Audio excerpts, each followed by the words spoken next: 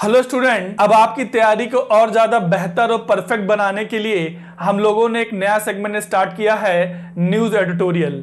तो इस सेगमेंट में हम लोग जो है जितने भी इम्पोर्टेंट न्यूज़पेपर हैं जैसे द हिंदू, इंडियन एक्सप्रेस, इन सभी न्यूज़पेपर के जो प्रमुख आर्टिकल्स हैं जो कि यूपीएससी के लिए काफ़ी ज़्यादा इंपॉर्टेंट है और आपसे डिस्कशन करने की रिक्वायरमेंट है, तो हम लोग उसको लेकर टॉपिक छाट करके आएंगे, उसको चूज़ करेंगे और आपसे हम डिस्कस करेंगे। तो इसी के सीक्वेंस में कैरिकुलम में हम लोगों ने आज जो है एक आपका आर्टिकल प्रिपरेशन किया है जिसमें आपको लगभग मिनिमम 2 आर्टिकल पर डे मिलेंगे। तो इसी के कॉन्सिक्वेंस में हम लोगों ने आज ये आपका ये पहला आर्टिकल है जिसमें हम लोग बात कर रहे हैं फॉरेस्ट फायर की, जो कि आपका न्यूज़ में काफ़ी ज़्यादा अभी डिस्कस में रहा है।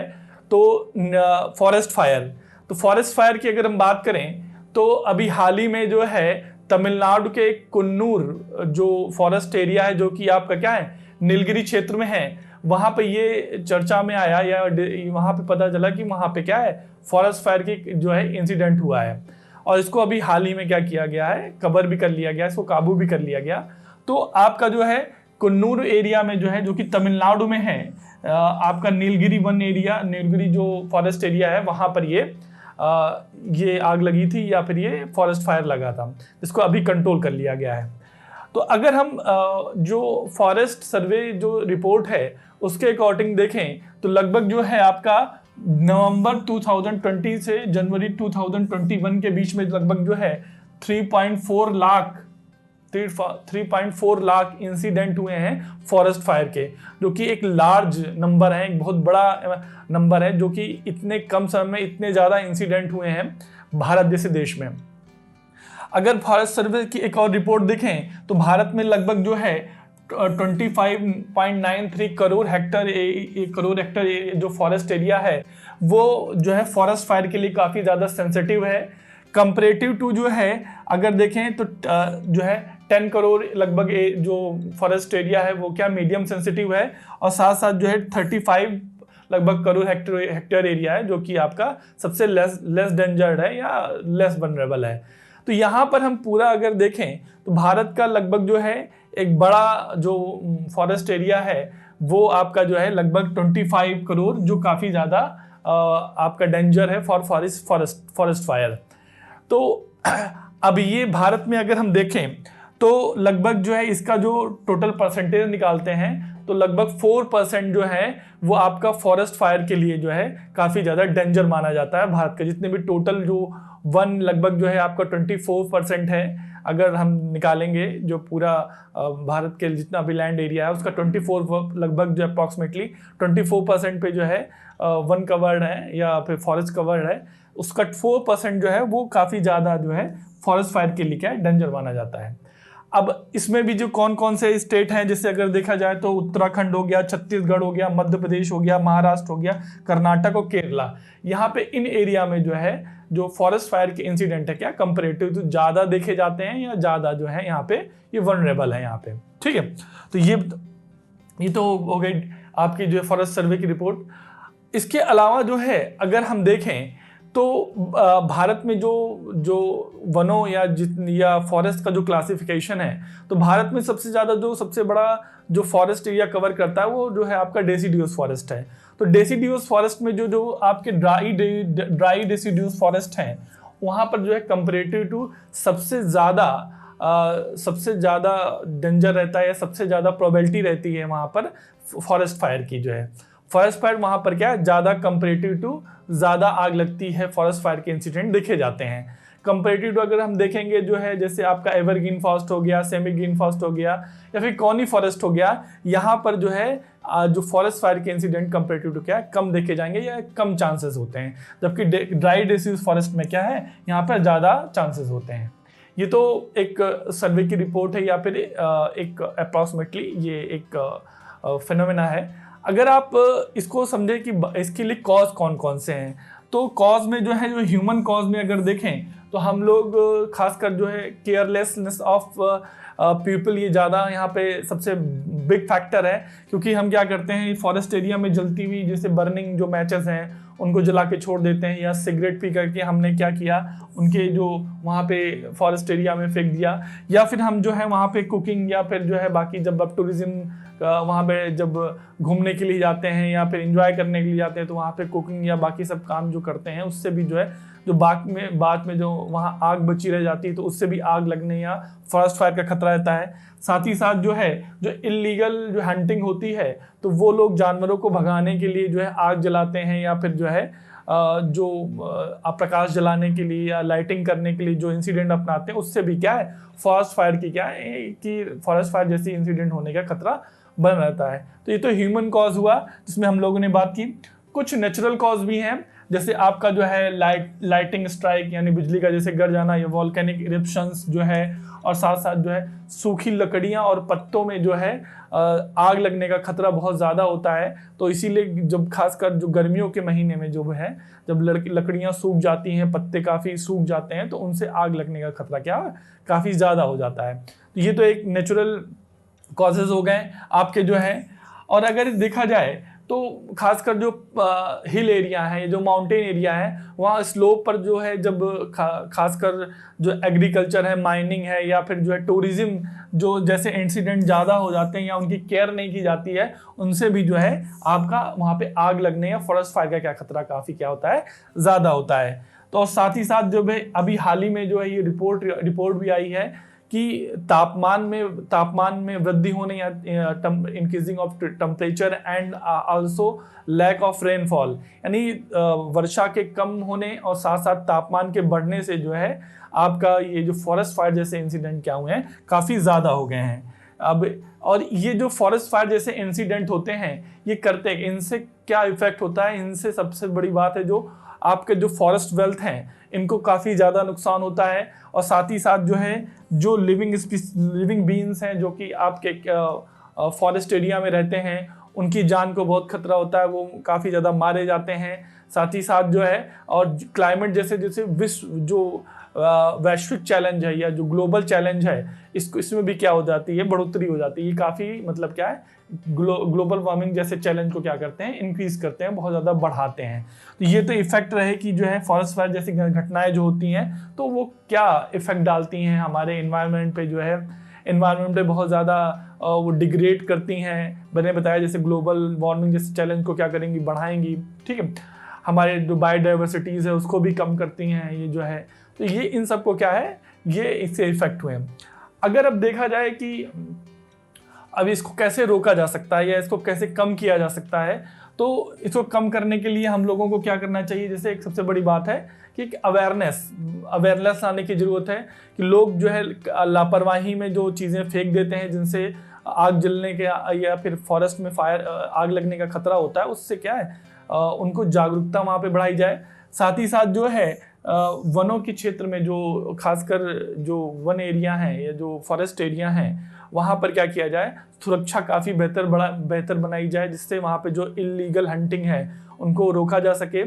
और साथ साथ जो है जो अवैध तरीके से वहाँ पर जो जैसे हंटिंग होती है और भी जितने भी इलीगल वर्क होते हैं उन सबको क्या किया जाए रोका जाए। साथ साथ जो है नंबर्स ऑफ जो वहाँ पे वर्कर्स हैं फॉरेस्ट का जो सुरक्षा करते हैं या सिक्योरिटी करते हैं उनकी भी संख्या किया जाए बढ़ाई जाए। साथ ही साथ जो है कुछ मॉडर्न टेक्नोलॉजी का जो है अभी यूज़ किया जाना चाहिए, खासकर जैसे ड्रोन है जो विजुलाइज कर चाहिए या जो निगरानी कर सकें, निगरानी जो खासकर जो मॉनिटरिंग सिस्टम है इसको क्या किया जाए और मजबूत किया जाए और ज़्यादा क्या है वेल डेवलप किया जाए, जिससे जो फॉरेस्ट फायर जैसे इंसिडेंट है इनको तुरंत ट्रैक करके इनको क्या किया जाए इनके इफेक्ट को कम किया जा सके।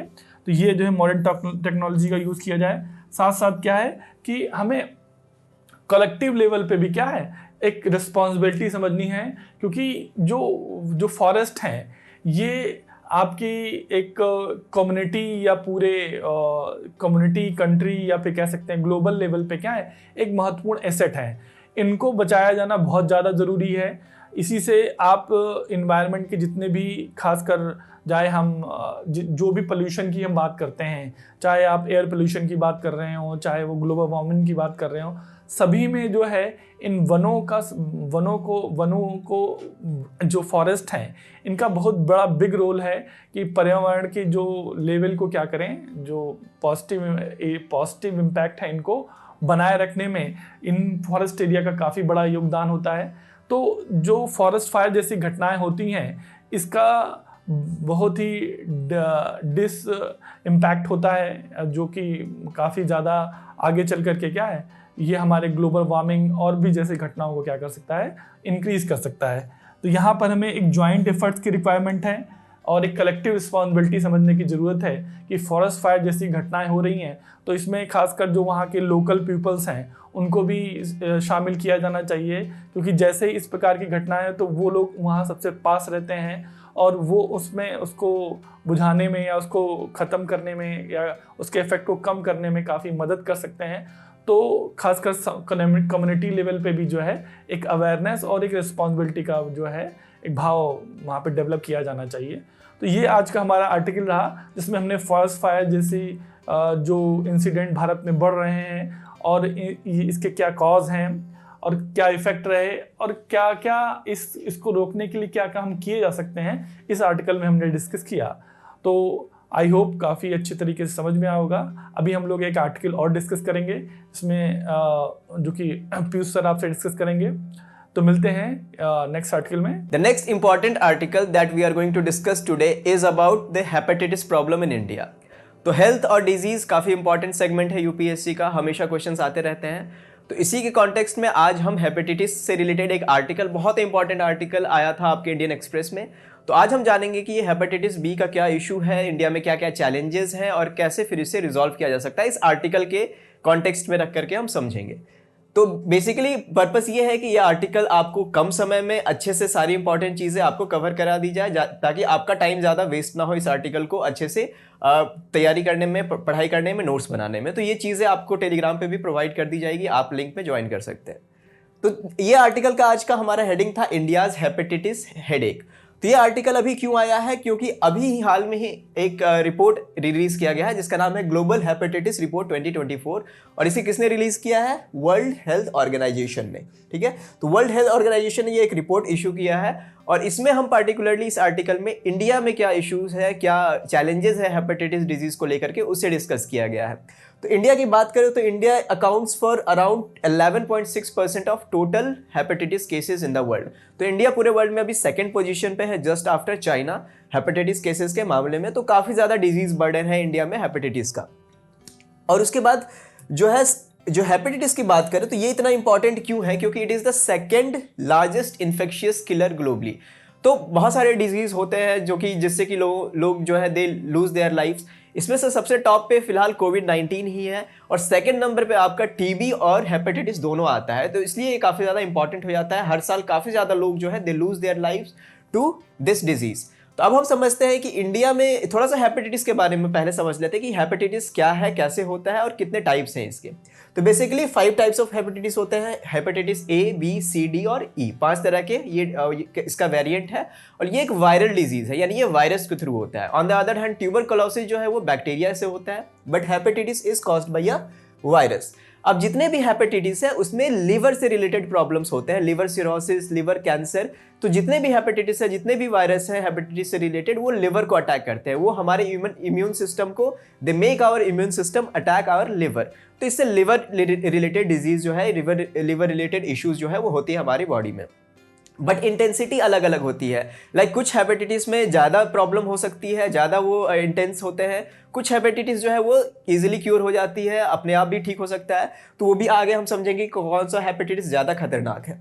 तो जितने भी हेपेटाइटिस है they all cause liver damage और इसमें से सबसे कॉमन जो हेपेटाइटिस है they are A, B and C. D और ई उतना ज़्यादा कॉमन नहीं है। अब हेपेटाइटिस ट्रांसमिट कैसे होता है, ये एक इन्फेक्शियस डिजीज है, ये एक वायरल डिजीज है, it get transmitted from one person to another. अब अलग अलग जो हेपेटाइटिस है उनके अलग अलग लेवल ऑफ ट्रांसमिशन होते हैं, जैसे कि खासकर बी और सी जो है वो आपके बॉडीली फ्लूइड के ट्रांसमिशन के कारण होते हैं, नीडल्स, इन्फेक्टेड नीडल्स के कारण हो सकते हैं, मदर टू देयर बेबीज, ऐसे हो सकता है। हेपेटाइटिस ए जो है ऑन द अदर हैंड वो जल्दी ट्रांसमिट हो जाता है, बट देन अगेन वो उतना ज़्यादा डेंजरस नहीं है। तो मोस्टली जो है ये, और उसके साथ कॉन्टैमिनेटेड फूड खाने से, वाटर, या फिर direct contact with infectious person. तो डायरेक्ट कॉन्टैक्ट कैसे हो सकता है? Either through exchange of bodily fluid, sexual intercourse, या फिर इन्फेक्टेड नीडल के थ्रू हो सकता है। तो ये सारी चीज़ों के कारण जो है हेपेटाइटिस बी आपका ट्रांसमिट होता है। It is a infectious disease, a viral disease, ठीक है। अब ये यहाँ पे ये इशू ये है कि hepatitis is not curable, it is treatable. अब इसका डिफरेंस क्या है क्यूरेबल और ट्रीटेबल में? तो कुछ डिजीज क्यूरेबल होती है जिन्हें क्योर करके हमेशा के लिए ठीक कर दिया जा सकता है। फॉर एग्जांपल, अगर कोई सर्जरी होती है तो यूजुअली सर्जरी से चीजें ठीक कर दी जाती है फॉर परमानेंट बेसिस, यानी वो वापस से वो डिजीज आपका नहीं आएगा।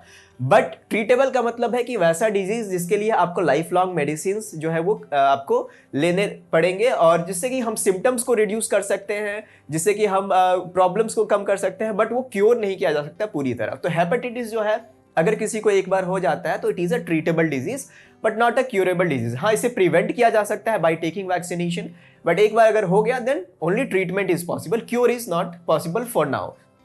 अब उसमें से कुछ हेपेटाइटिस जो है वो वैक्सीन से होते हैं, कुछ वैक्सीन कुछ आपका मेडिकेशन से ठीक होते हैं। तो इस जो रिपोर्ट में दो जो हेपेटाइटिस के वेरिएंट है बी और सी, उस पर सबसे ज़्यादा फोकस किया गया है, क्योंकि ये दोनों सबसे ज़्यादा जो है वो सबसे ज़्यादा थ्रेट है, इन्हीं से हमें सबसे ज़्यादा डेंजरस भी है, हेपेटाइटिस बी और सी। तो अब ये दोनों को हम देखते हैं, हेपेटाइटिस बी और सी। तो हेपेटाइटिस बी और सी में कॉमन चीज़ ये है कि दोनों ही जो है आपका ब्लड बॉर्न है, और या फिर बॉडीली फ्लूइड के एक्सचेंज से होते हैं, ठीक है। तो ऐसा नहीं है कि ये किसी के साथ खाने से या हाथ मिलाने से हेपेटाइटिस बी या सी आपका या ट्रांसमिट होगा। यूजुअली ये बॉडीली फ्लूइड के एक्सचेंज के कारण या ट्रांसमिटेड थ्रू नीडल्स। हेपेटाइटिस की बी की एक इसका एक रिलेटेड फैक्ट ये है कि इंडिया में जो है 90% of the hepatitis B is transmitted from mother to child. तो ये काफी इंपॉर्टेंट है, इसके लिए चाइल्ड वैक्सीनेशन भी काफी ज्यादा इंपॉर्टेंट हो जाता है। तो हेपेटाइटिस बी को प्रिवेंट किया जा सकता है, जैसा अभी मैंने पहले भी बताया कि it can not be cured, it can be treated और prevented by the help of vaccination, ठीक है। बट एक बार अगर किसी को हेपेटाइटिस बी हो जाता है तो they have to take medication for life, ठीक है, हमेशा उन्हें मेडिकेशन पे रहना पड़ेगा। दूसरी प्रॉब्लम यह है कि हेपेटाइटिस बी जिन्हें हो जाता है they are also at the risk of infection from hepatitis D as well, ठीक है। तो हेपेटाइटिस डी के इन्फेक्शन का भी रिस्क ज्यादा बढ़ जाता है अगर किसी को हेपेटाइटिस बी हुआ है। नेक्स्ट है आपका जो इंपॉर्टेंट आपका जो वेरिएंट है that is hepatitis C. Hepatitis C भी ब्लड बॉर्न डिजीज है, बट इसका इंटेंसिटी थोड़ा कम है, और ये मेडिकेशन के थ्रू जो कि शॉर्टर ड्यूरेशन के लिए चलता है, यूजुअली 12 to 24 मंथ्स, इतने मेडिकेशन में यूजुअली हेपेटाइटिस सी को ट्रीट कर दिया जाता है, ठीक है। तो ये हमने देखा हेपेटाइटिस बी और सी, ये जो आर्टिकल में दिया गया था क्या क्या क्यों कंसर्न है ज्यादा हेपेटाइटिस बी और सी को रिलेटेड। अब हम देखते हैं चैलेंजेस क्या है। तो इंडिया में हमने देखा कि काफी ज्यादा डिजीज बर्डन है, सेकेंड लार्जेस्ट जो है आपका बर्डन जो है वो इंडिया में है आफ्टर चाइना। तो ऐसा क्यों है? तो सबसे पहला इशू है कि जो चिल्ड्रन है उनको जो वैक्सीनेशन का जो कवरेज है, जैसे इम्यूनाइजेशन प्रोग्राम लॉन्च किया गया था 2007 और 8 में हेपेटाइटिस बी का, बट इसके अंदर जो कवरेज है वो अभी भी काफी कम है, ठीक है। तो अगर हम डेटा की बात करें तो it is like 20 to 30% he coverage अभी फिलहाल है हेपेटाइटिस और बी और सी के लिए, जो वैक्सीनेशन के अंदर जो अभी कवर किया जा रहा है। दूसरा इशू ये है कि हेपेटाइटिस बी जो है इसके ट्रीटमेंट के लिए इंटरनेशनल गाइडलाइंस इशू की गई है, तो इसका काफी स्पेशलाइज्ड ट्रीटमेंट होता है, और कुछ पैरामीटर्स होते हैं, 8-10 पैरामीटर्स है जिसके अकॉर्डिंग ही पेशेंट्स को आपका ट्रीट किया जाता है। अब इंडिया के साथ ये इशू ये है कि ये जो पैरामीटर्स है, तो ज्यादातर जो पेशेंट्स हैं वो इस पैरामीटर्स के हिसाब से दे डू नॉट क्वालिफाई, तो वो उनका ट्रीटमेंट नहीं हो पाता है। तो ये भी एक इशू है कि इंटरनेशनल गाइडलाइन में जो पैरामीटर्स है वो इंक्लूसिव नहीं है, उसमें सब नहीं आते हैं। उसके बाद disparity in treatment and diagnosis, ठीक है। तो डायग्नोसिस किया भी जा रहा है, एक तो डायग्नोसिस कम हो रहा है, अगर डायग्नोसिस हो भी जा रहा है तो ट्रीटमेंट सबको नहीं मिल पा रहा है, तो ये भी एक बहुत बड़ा चैलेंज है। और इस इंडिया में इवन दो जो ड्रग है काफ़ी चीप रेट पे अवेलेबल है, जेनरिक ड्रग्स है, और क्वांटिटी में भी काफ़ी ज़्यादा अवेलेबिलिटी है, डिस्पाइट दिस अभी भी जो डायग्नोसिस और ट्रीटमेंट है हेपेटाइटिस का वो उस लेवल का नहीं है, ठीक है। तो अगर हम डेटा की बात करें तो ओनली 2.4% जो है हेपेटाइटिस बी और सी का, 28% आर डायग्नोस, तो काफ़ी कम नंबर है, ठीक है। लो ट्रीटमेंट कवरेज, यानी बहुत सारे जैसे कि फ्री में इसके वैक्सीनेशंस या जो आपका कवरेज है उसके अंदर हेपेटाइटिस को नहीं लाया गया है, जिसके कारण भी इसका क्योर जो है, इसका जो ट्रीटमेंट है बहुत लोगों के रीच से बाहर है। और लैक ऑफ अवेयरनेस भी है, और दूसरे डिजीज के जितना हेपेटाइटिस को लेकर के अवेयरनेस नहीं है, उतना सेंसेशनलिज्म नहीं है इसको लेकर के, तो लोग बहुत ज़्यादा अवेयर नहीं है, तो ट्रीटमेंट भी वो नहीं करवाते हैं। अब हम बात करते हैं वे फॉरवर्ड क्या है। तो सबसे पहले जितने भी न्यू बॉर्न्स हैं उनको वैक्सीनेट किया जाना चाहिए, वैक्सीनेशन प्रोवाइड किया जाना चाहिए ताकि ये प्रिवेंट हो पाए हेपेटाइटिस का प्रॉब्लम। नेक्स्ट है जो अनइम्यूनाइज्ड एडल्ट्स हैं, जिन्हें वैक्सीनेशन जिन्हें नहीं मिली है, जो वैक्सीन जिन्होंने नहीं लगवाया है, उन्हें भी शॉट दिया जाना चाहिए फॉर प्रिवेंटिंग दिस डिजीज। ठीक है, जितने भी डायग्नोज पेशेंट हैं उन सबको ट्रीटमेंट पे उन्हीं को पुट करना चाहिए। एक ट्रीट ऑल अप्रोच हमें अडॉप्ट करना चाहिए। ट्रीट ऑल अप्रोच का मतलब है कि जितने भी जो भी पेशेंट है जिन्हें हेपेटाइटिस से डायग्नोज किया गया है उन सबको ट्रीटमेंट प्रोवाइड कराना चाहिए। जैसे कि HIV के केस में गवर्नमेंट ने अडॉप्ट किया है कि जितने भी HIV डायग्नोस्ड जो भी पेशेंट्स हैं सबको ट्रीटमेंट प्रोवाइड किया जाएगा। तो उसी तरह से उसी लेवल पे हमें हेपेटाइटिस को भी टैकल करना है। उसके बाद जो स्कीम है हमारा national viral hepatitis control programme, इसके रीच को और भी ज़्यादा बढ़ाना है और ज़्यादा से ज़्यादा लोगों को इसके अंदर लाना है। तो ये सारी चीज़ें हैं आपके वे फॉरवर्ड में। तो ये था हमारा एक इंपॉर्टेंट टॉपिक हेपेटाइटिस बी से रिलेटेड। आपको ये PDF के फॉर्म में हमारे टेलीग्राम चैनल पे प्रोवाइड की जाएगी। इसी तरह से हम और भी एडिटोरियल कोशिश करेंगे ज़्यादा से ज़्यादा इंपॉर्टेंट एडिटोरियल कवर करने का हर दिन। तो बने रहें जेन स्टडी के साथ। Thank you.